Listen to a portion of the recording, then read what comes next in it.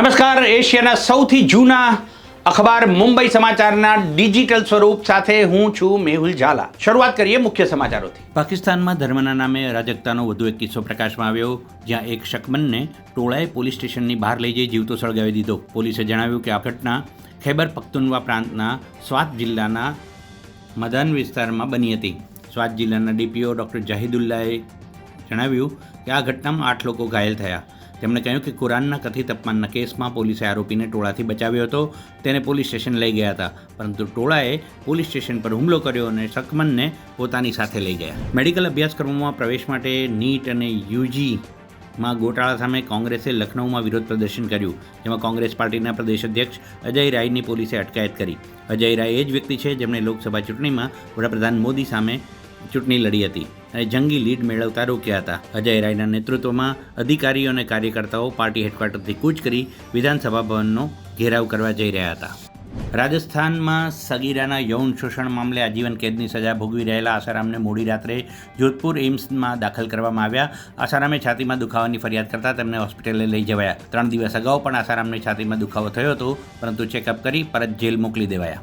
આ વર્ષે દેશના 4 રાજ્યો મહારાષ્ટ્ર, ઝારખંડ, હરિયાણા અને જમ્મુ કાશ્મીરમાં વિધાનસભાની ચૂંટણી યોજાશે. ચૂંટણી પંચે રાજ્યોમાં મતદાર યાદી અપડેટ કરવા માટે આદેશ જારી કર્યા છે. આ કામ 20 ઓગસ્ટ સુધીમાં પૂર્ણ કરવાનું છે. રાઉઝ એવન્યુ કોર્ટે દિલ્હી લીકર પોલિસી કેસમાં 20 જૂને અરવિંદ કેજરીવાલને જામીન આપ્યા હતા. તેનો વિરોધ કરીને ઈડીએ દિલ્હી હાઈકોર્ટની વેકેશન બેન્ચમાં અરજી દાખલ કરી હતી. ઈડી વતી એસએસજી એસવી રાજુ દલીલો કરી રહ્યા છે. કેજરીવાલ વતી અભિષેક મનુ સિંઘવી અને વિક્રમ ચૌધરી દલીલો રજૂ કરી રહ્યા છે. જસ્ટિસ સુધીર જૈન અને જસ્ટિસ રવિન્દ્ર ડુડેજાની બેન્ચ સુનાવણી કરી રહી છે. રાજકોટ શહેરમાં આવેલા ટીઆરપી ગેમ ઝોનમાં ગત 25 મે 2024ના રોજ થયેલા અગ્નિકાંડની તપાસ માટે એસઆઈટીની રચના કરવામાં આવી. આ સીટનો રિપોર્ટ આજે ગુજરાત સરકારને સુપ્રત કરવામાં આવ્યો, જેમાં 4 વિભાગની બેદરકારી સામે આવી છે. આ રિપોર્ટ આજે સબમિટ થયા બાદ હવે જવાબદાર અધિકારીઓ સામે શિક્ષાત્મક પગલાં લેવાય તેવી શક્યતા છે. ઉચ્ચ અધિકારીના રોલ અંગે હજુ પણ તપાસ ચાલુ છે. જોકે દરેક મોટી દુર્ઘટનાની જેમ આ દુર્ઘટનામાં પણ મોટી માછલીઓ બચી જશે અને નાની માછલીઓ ફસાઈ જાય એવી શંકા વ્યક્ત કરવામાં આવી રહી છે.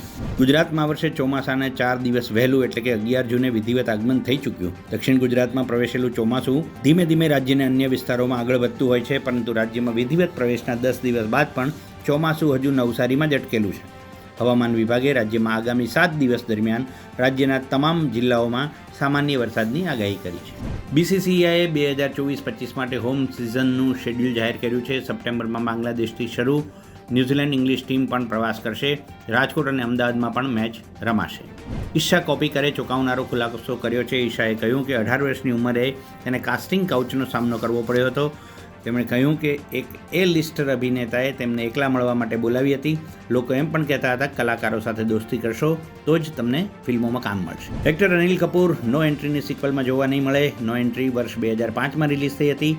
હાલમાં જ એક ઇન્ટરવ્યૂ દરમિયાન અનિલ કપૂરે નો એન્ટ્રીની સિક્વલમાં રિપ્લેસ થવા અંગે રિએક્શન આપ્યું. તેમણે અંગે કંઈક કહેવામાં આવ્યું તો તેમણે કહ્યું કે આ પારિવારિક મામલો છે, ઘરની વાત છે, આ અંગે શું વાત કરવી. તો આ હતા અત્યાર સુધીના લેટેસ્ટ સમાચાર. વધુ સમાચાર અને તરોતાજા વિડીયો સાથે નવા અપડેટ સાથે જોતા રહો મુંબઈ સમાચાર ડિજિટલ. ત્યાં સુધી મને રજા આપશો. નમસ્કાર.